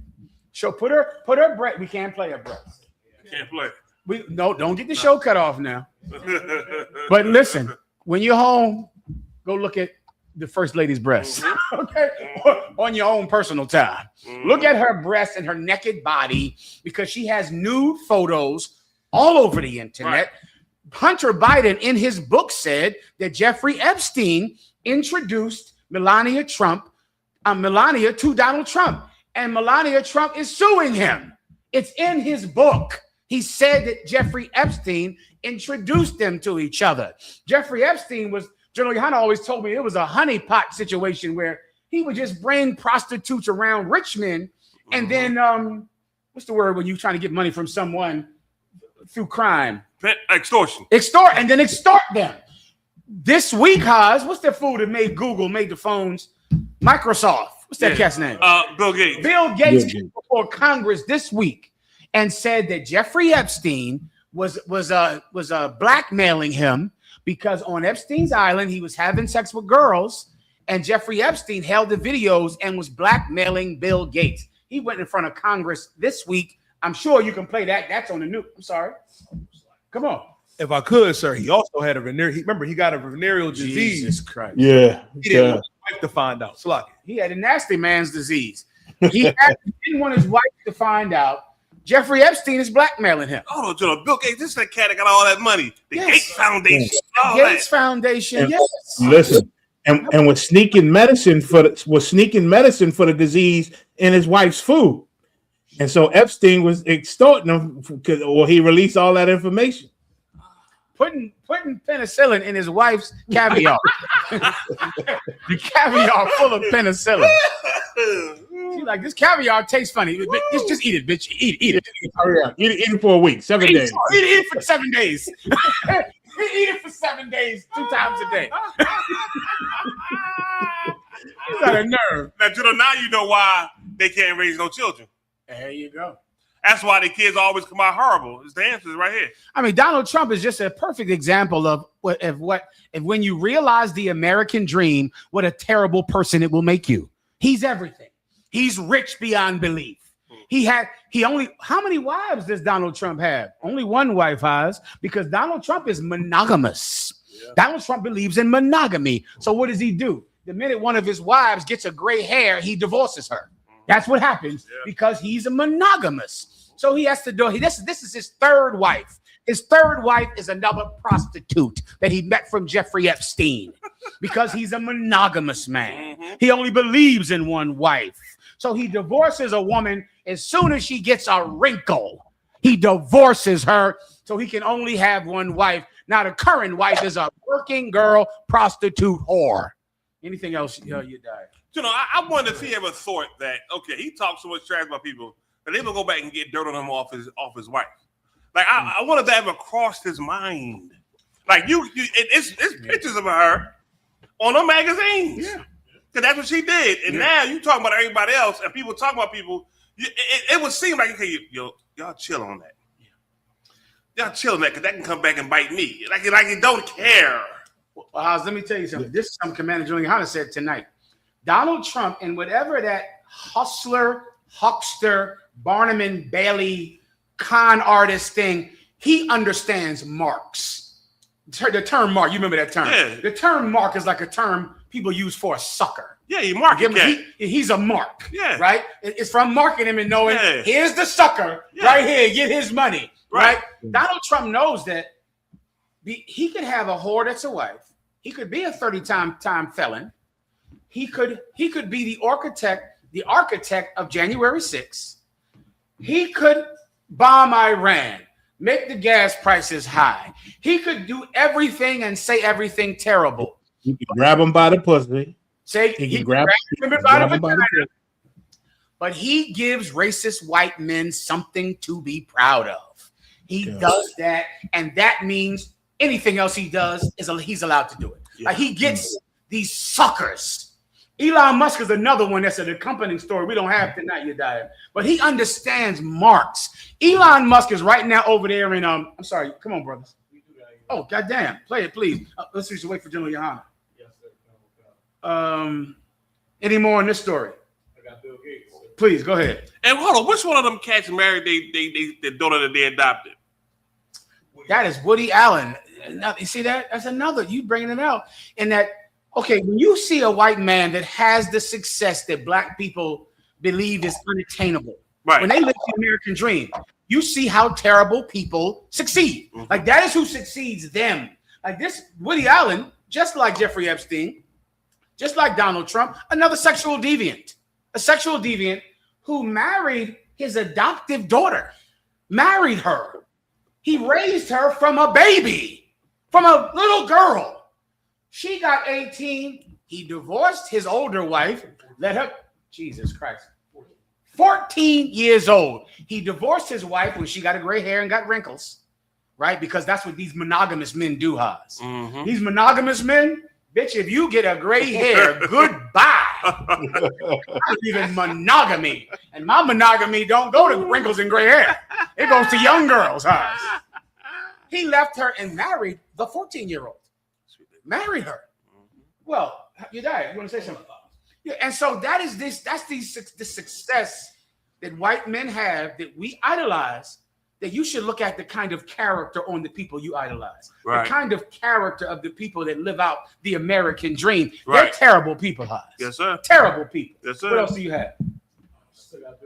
Please play the Michelle Obama, then the Bill Gates, please.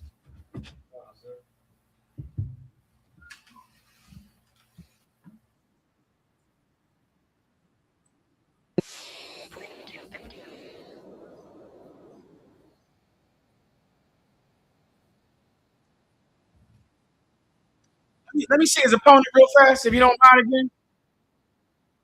Let's see his opponent. Who did he fight? Who's that? Look at that. Surprise, surprise, Haas. You see the cat he's fighting is a so-called black man. That's a coincidence? He's fighting a so-called black man. I don't know how the hell he beat that so-called black man. He needed to be brought before charges for losing that fight. He should have never lost that fight. Yeah, I agree. He should have never let that white man lose that fight. I agree. If he had to do God knows what, take steroids and pray to the Lord. You die. If I may, sir, I think Derek Lewis threw that fight. Here we go. You die. Yeah. That's more to watch. That's what I'm thinking, you die. I'm thinking it was paid from the beginning to lose. General YAHANNA would have known he threw that fight.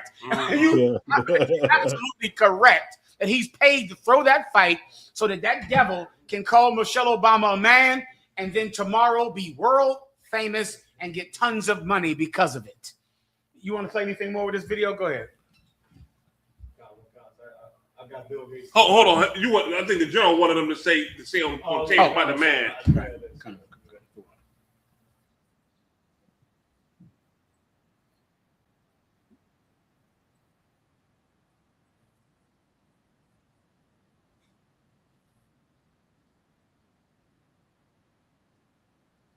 No sound. I don't know if it's supposed to be sound.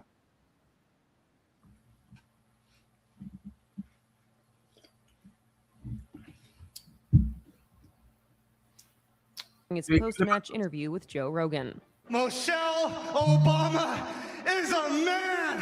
Am I right, America? Some in the crowd could be heard laughing, while others seemed shocked. Rogan did not address the comments, saying only, "Ladies and gentlemen, Josh Hokett."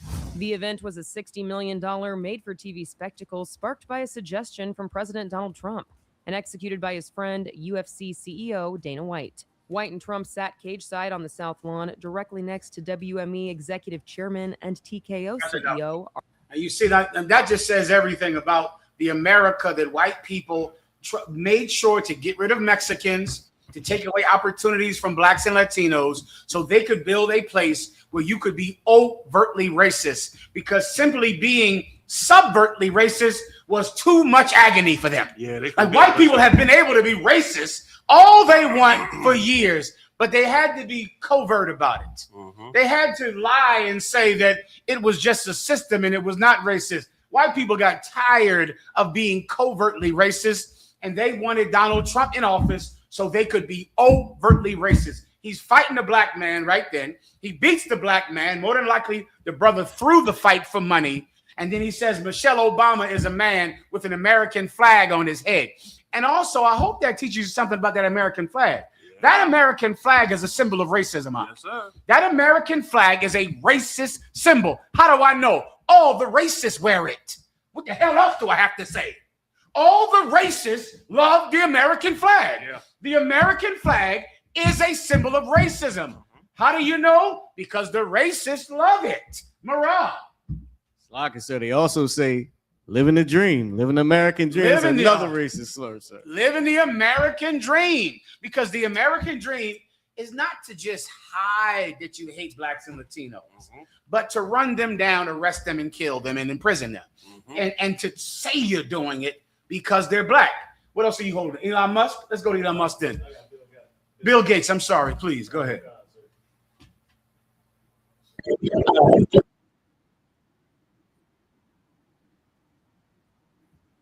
There's an email in about 2013 that he has been asked about. The officials, Chairman Comer has said that this is something they're going to talk to him about, this email from Epstein to Bill Gates about the dissolution of their friendship. That has certainly raised some eyebrows, and that's something that he is being asked about. But again, we don't have a lot of details because this is behind closed doors. It is not being taped. So the only way, Del, that we are going to have access to the information about this is from the Democrats or Republicans who come out, or whenever we do eventually. Bill Gates. Yeah. And Bill Gates, you're going to Epstein Island because he was on Epstein's Island and being blackmailed by Epstein for getting involved in a honeypot trap, like you always told me about Epstein, right? Nasty ass. And of course, Epstein was blackmailing him, relating that to Melania Trump, who was also there.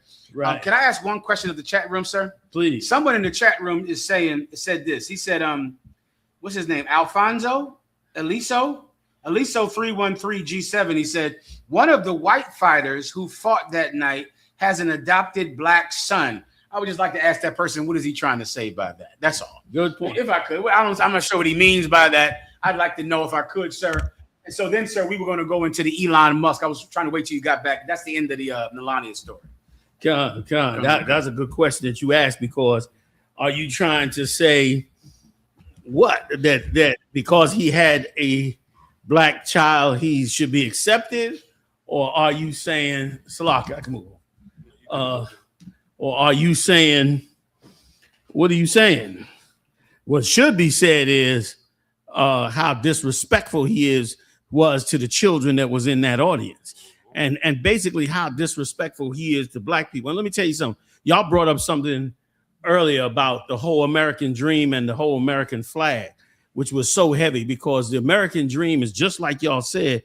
If you can have somebody to hate, the American dream is like living as a football champion. Like the American dream is living like the New York Knicks are living right now, but all the time.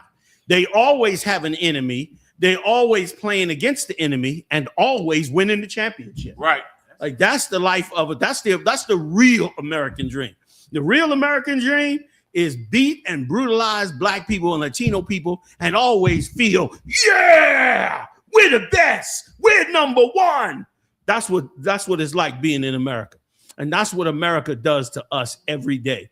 And I thank every brother and sister in America who has had the strength to stand up against having to lose to these people so many times over. They wonder why we acted the way we acted with OJ. That's why. Because you always win the championship. You always get the trophy and the ring. You always are on top. And we are always on the bottom. Like black people are not necessarily seeking to work against white America, but you've brutalized us so much that we turn on the Iran war, and many of our people in their heart, be feeling like they'd like to see them win for once and see you lose for once. At least give somewhat of a fair game.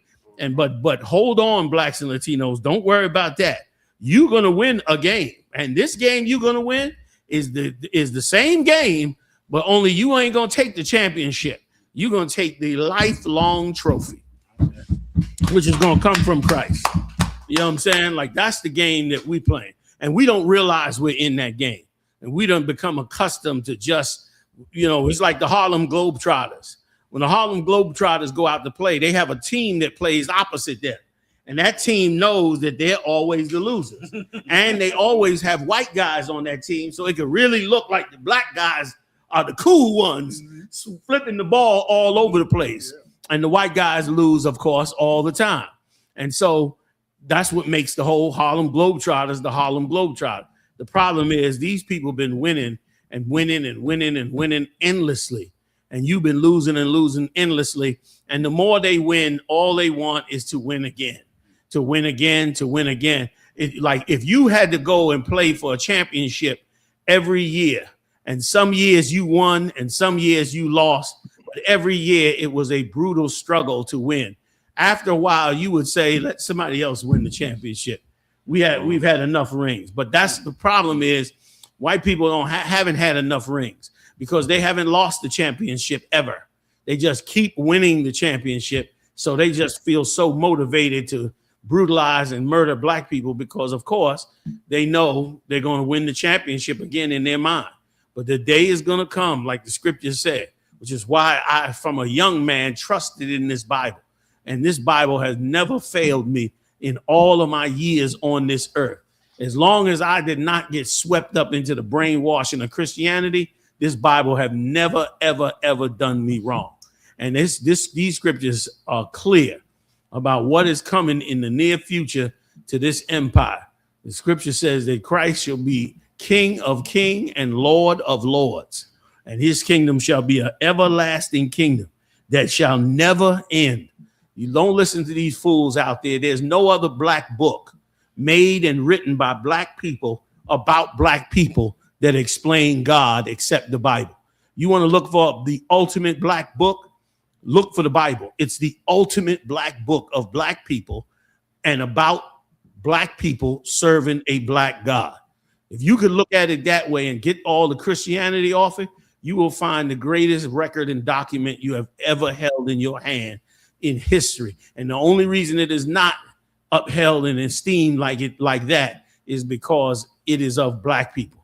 If it was not, it would be beloved as the Maharabi tomb thing and the emerald tablets and the Quran. Yeah. These records are upheld like, such amazing records. Meanwhile, when describing the Bible, it's often described as being exaggerated or often or tampered with or looked at like it was just a bunch of letters put together. Nobody looks at the greatness of these people. When I say black people, I mean blacks, West Indians, all of our Latinos and Native Indians. Your legacy is in this book, man, going back thousands and thousands of years. I just read a documentary where they discovered that Joseph, and while in Egypt, had a trade. They was bad as hell. He had a trade deal with the people in Mali, and he used the people in Mali's ships because they were great at shipbuilding, and used them to come and hide gold in the Americas, in the Grand Canyon. That's why there's places down there now they won't let you down in there because they had tons and tons of gold down in that canyon, hiding that gold in the event of war. And Joseph was a genius and the things that he did, and so was the rest of our people.